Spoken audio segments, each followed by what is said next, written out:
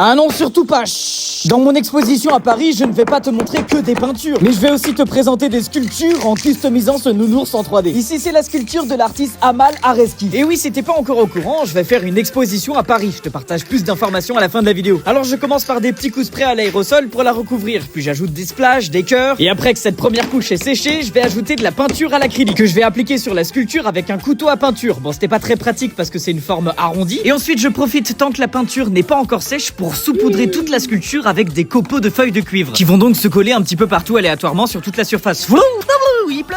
Et enfin vient une étape que j'avais jamais testée sur une sculpture. Après lui avoir mis ces quelques coups de feutre, j'ai chiné dans une brocante ce vieux livre de Chapelet dont je vais ajouter quelques pages sur la sculpture. Il est tellement vieux que ça se déchire super facilement. Et ce qui est rigolo, c'est que ça pourra lui raconter une histoire avec les quelques mots qu'on arrive à lire. Je t'invite donc à mon exposition gratuite à Paris le 3, 4 et 5 avril au Carreau du Temple. Il y a 70 artistes qui exposent avec moi et la moitié de la vente de toutes les œuvres ira au Secours populaire.